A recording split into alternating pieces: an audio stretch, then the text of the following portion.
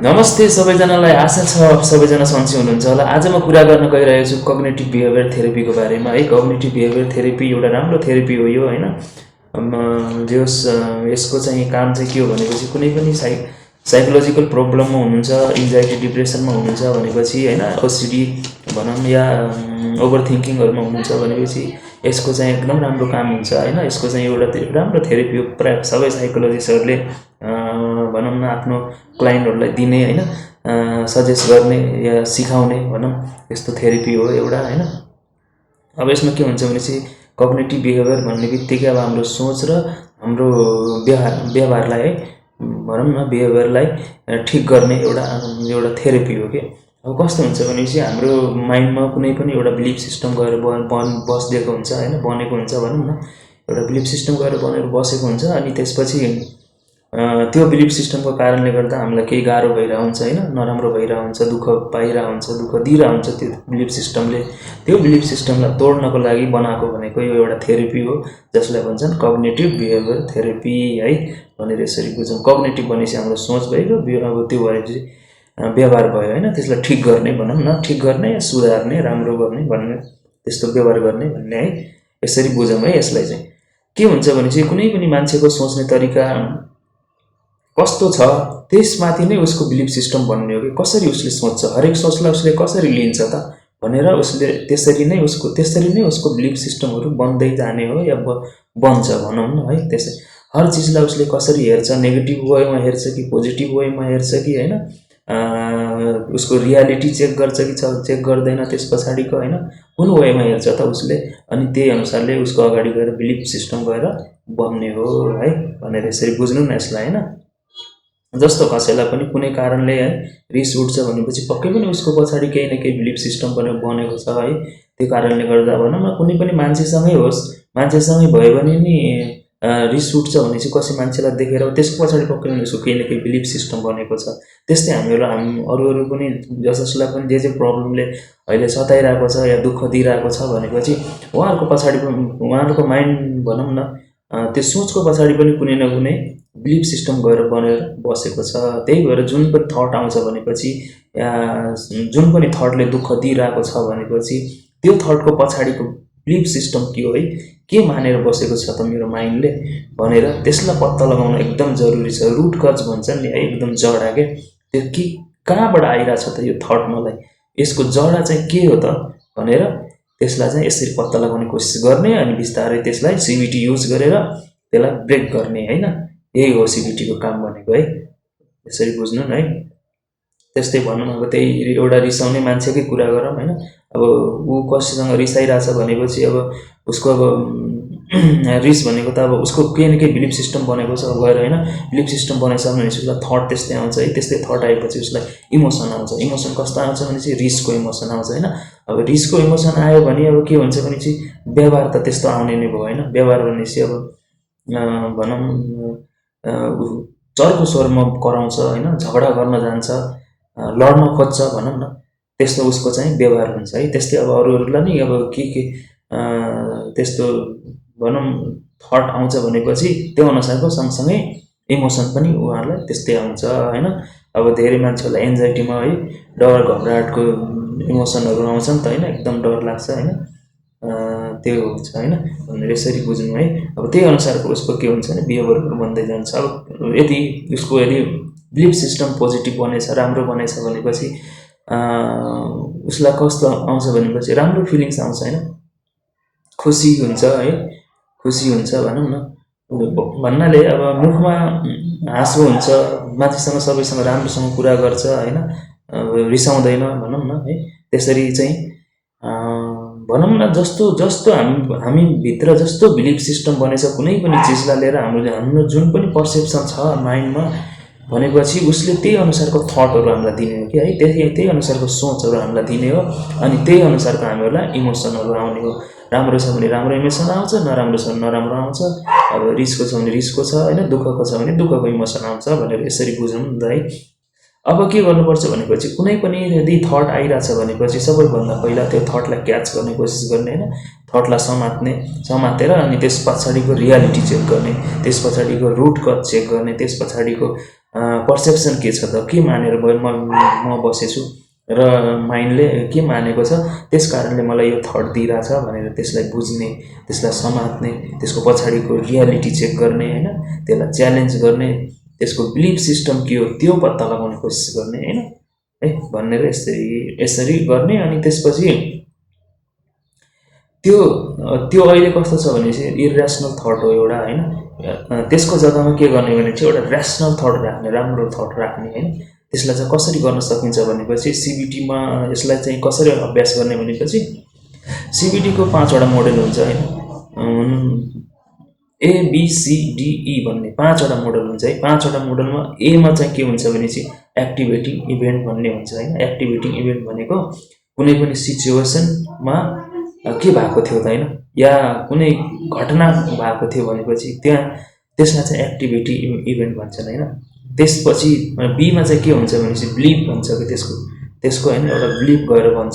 कसरी भनेपछि त्यो घटनासँग रिलेटेड उसको मनमा गएर चाहिँ के बिलिफ बन्यो त है भनेर उसले चाहिँ कसरी लियो त त्यो घटनालाई,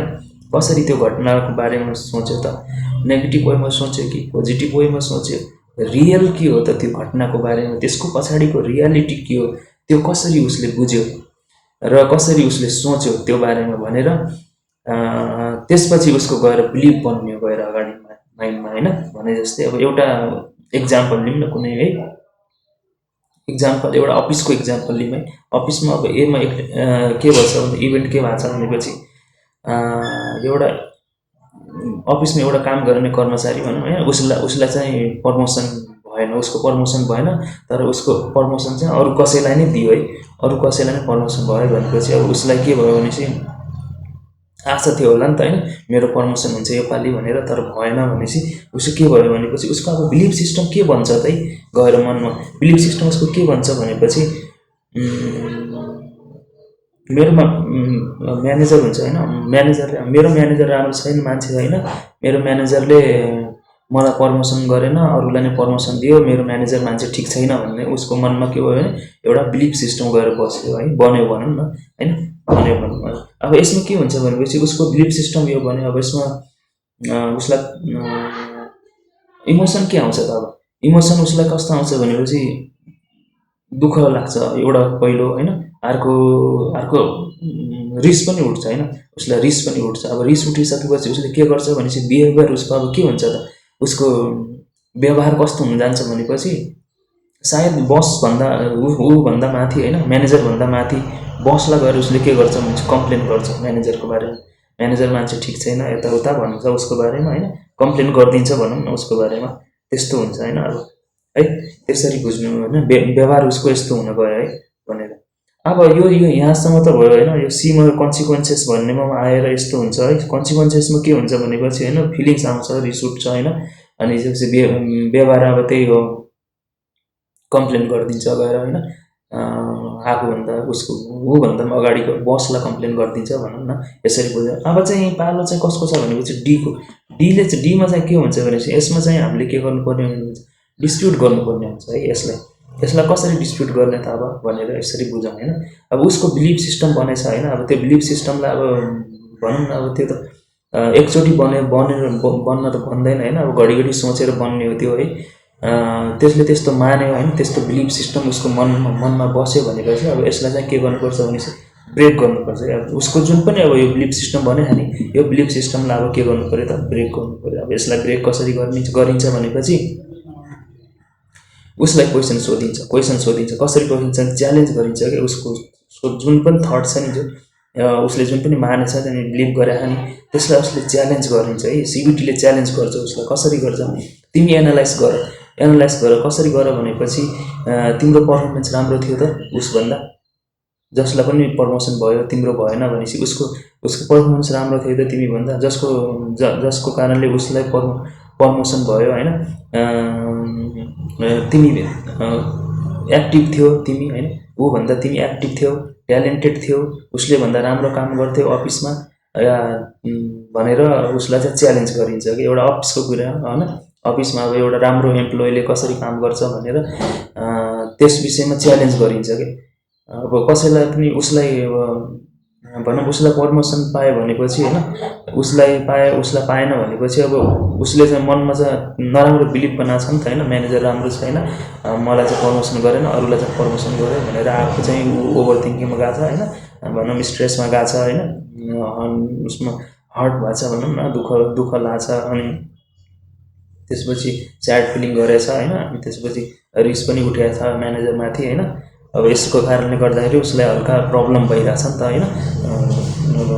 नर्मल सधैँ हुने अफिसमा अब उसलाई चाहिँ प्रब्लम सुरु हुन थालेछ भनौँ न सुरु हुन थालेछ पहिला जस्तो त अब भएन होइन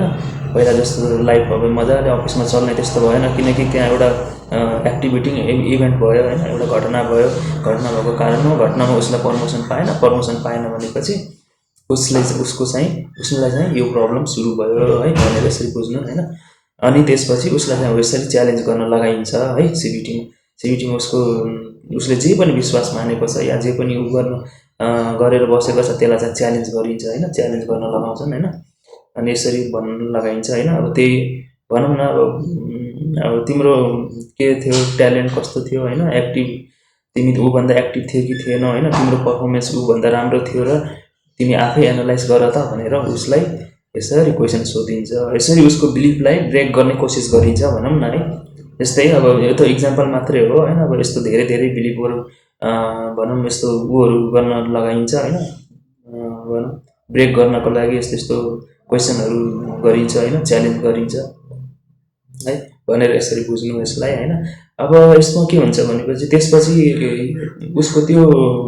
जुन पनि बिलिफ बनेको छ त्यो बिलिफलाई ब्रेक गरेपछि होइन त्यसमा चाहिँ एउटा ऱ्यासनल थट हालिन्छ कि फेरि है त्यसको ठाउँमा जुन पनि उसले मानेको थियो नि त म्यानेजर राम्रो छैन होइन भन्ने त्यसले जुन पनि थट मानेको छ त्यसको जग्गामा के गरिन्छ भने चाहिँ एउटा ऱ्यासनल थट हालिन्छ है ऱ्यासनल थट कसरी हालिन्छ भने चाहिँ के गराइन्छ भने चाहिँ उसलाई त्यसमा सोच्नुभन्दा पहिला तिमीले जुन तरिकाले सोच्यौ जुन तरिकाले यो बिलिफ बनायौ त्योभन्दा पहिला तिमीले एकचोटि गएर भयो नि म्यानेजरसँग 1-to-1 कुरा गर्नुपर्ने थियो होइन के उसलाई सोध्नु पर्थ्यो नि त कि प्रमोसन मेरो किन भएन होइन के कमी भएर ममा त्यस्तो होइन ऊभन्दा ममा के कमी थियो र यदि मलाई तपाईँ त्यस्तै लाग्यो भने पनि जसको अब म के गर्न सक्छु अगाडि होइन जसको कारणले मेरो पर्फर्मेन्स राम्रो होस् र कि म नेक्स्ट टाइम मलाई पनि प्रमोसन मिलोस् भनेर उसले एकचोटि राम्रोसँग म्यानेजरसँग कुरा पनि गर्न सक्छ नि त होइन यसरी कुरा गर्न सक्छ होइन यसरी भनौँ न यसरी सोच्नलाई उसलाई सिकाइन्छ क्या तिमी गएर मजाले पहिला एकचोटि म्यानेजरसँग भेटेर राम्रोसँग म्यानेजरसँग कुरा गरेर यो विषयमा छलफल गरे पनि हुन्थ्यो नि त होइन रियालिटी पत्ता लाग्छ नि त त्यसको पछाडिको त्यसरी कुरा गर्दा भनेर यसरी नै पहिलाको त्यो गलत बिलिफलाई ब्रेक गरेर होइन यसरी ऱ्यासनल थट भनौँ न ऱ्यासनल तरिकाले सोच्न सिकाइन्छ क्या है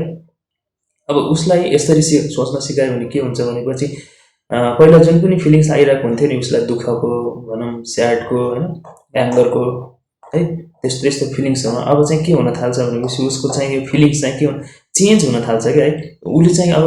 के बुझ्न थाल्छ भनेपछि अन्डरस्ट्यान्डिङ वेमा गएर उसले सोच्न थाल्छ क्या अन्डरस्ट्यान्डिङ वेमा गएर उसले बुझ्न थाल्छ भनौँ न भनेपछि अब उसलाई त्यस्तो नराम्रो फिल हुँदैन क्या जो स्याड फिल हुँदैन होइन हर्ट फिल हुँदैन जो राम्रो फिल हुन थाल्छ उसलाई है राम्रो अब फिलिङ्स राम्रो आउन थाल्छ अनि एउटा समझदार वेमा होइन गएर आएर सोच्न थाल्छ उसले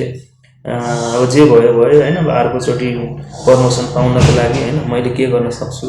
अब अझै म कसरी आफूलाई बेटर बनाउन सक्छु है ताकि म नेक्स्ट टाइम मेरो पनि प्रमोसन होस् या नेक्स्ट अझै म कसरी बेस्ट हुन सक्छु भनेर उसले चाहिँ कस्तो गर्न थाल्छ भनेपछि अब एउटा राम्रो वेमा सोच्न थाल्छ कि पोजिटिभ वेमा सोच्न थाल्छ भनौँ न अन्डरस्ट्यान्डिङ बुझेर एउटा भनौँ त्यस्तो उसमा सोच्न थाल्छ होइन भनेर यसरी बुझ्ने होइन यसरी गरिन्छ है बुझिन्छ होइन फिलिङ्सलाई अनि त्यसपछि के हुन्छ भनेपछि उसको फिलिङ्स चेन्ज हुन्छ यति भइसकेपछि त होइन अब पहिला जुन तरिकाले उसले सोचिरहेको थियो त्यो तरिकालाई ब्रेक गरिसकेपछि अनि नयाँ तरिका दिन्छ उसलाई सोच्नलाई नयाँ तरिकाले सोच्न थालेपछि उसको फिलिङ्स है भनौँ चेन्ज हुन्छ चेन्ज भइसकेपछि उसलाई नर्मल हुन थाल्छ ऊ है भनेर यसरी बुझौँ न है अब के हुन्छ भनेपछि होइन त्यही भएर हामीहरूले होइन कतै पनि केही पनि सिचुएसन हुन्छ भने चाहिँ त्यसको एकदम मिनिङ नराम्रो मिनिङ नदिइहाल्ने कि है। सबैभन्दा पहिला के हुन्छ भने चाहिँ सिचुएसन हुन्छ, कुनै पनि सिचुएसन हुन्छ, हालत हुन्छ है, त्यसमाथि के हुन्छ भने चाहिँ अटोमेटिक थट्स आउँछ, किनकि त्यही विश्वास बनेको हुन्छ। विश्वास बनेको कारणले गर्दाखेरि थट्स आउने है। थट्स आइसकेपछि सँगसँगै इमोसन आउँछ होइन। इमोसन आइसकेपछि बडीले रियाक्ट गरिदिन्छ। बडीले रियाक्ट गऱ्यो भने के हुन्छ भने चाहिँ बिहेभियर त्यस्तै हुन्छ है भनेर यसरी बुझ्नु होइन। अब जुन पनि सिचुएसनमा यदि हामीले जस्तो मिनिङ दिन्छौँ नि त्यो पछि थट पनि आउने त्यस्तै थट आउने हो कि त्यसमा है। त्यही भएर मिनिङ कति त्यसैले कि नेगेटिभ यदि हामीले नेगेटिभ वेमा मिनिङ दिन्छौँ भनेपछि त्यही अनुसारको थट आउने, फेरि यदि पोजिटिभ वेमा दिने हो भनेपछि त्यही अनुसारको पोजिटिभ अनुसारको थट आउने हो कि। त्यसैले कुनै पनि सिचुएसनमा यदि हामीले होइन सही मिनिङहरू दिने कोसिस गर्ने कि सबै मिनिङ दियो भने जस्तो सिचुएसन भयो नि कारणले अब यदि कुनै पनि सिचुएसनमा होइन अब जस्तो हामीले मिनिङ दियौँ भनेपछि कुनै पनि घटना या कुनै पनि स्थिति कुनै पनि परिस्थिति त्यसमा हामीले यदि सही मिनिङ दियौँ भनेपछि त्यस पछाडिको रियालिटीलाई हेरेर त्यसपछि हामीले मिनिङ दियौँ भनेपछि ताकि न कि एउटै वेमा मात्रै नसोच्ने कि नेगेटिभ वेमा मात्रै नसोच्ने, त्यस पछाडिको रियालिटी चेक गर्ने, त्यस पछिको सत्य के हो त भन्ने त्यो कुरा चेक गर्ने होइन। त्यसरी चेक गरेर हामीले यदि सही मिनिङ दियौँ भनेपछि होइन राइट वेमा गएर सोच्यौँ, त्यस पछाडिको सत्यलाई थाहा पायौँ भने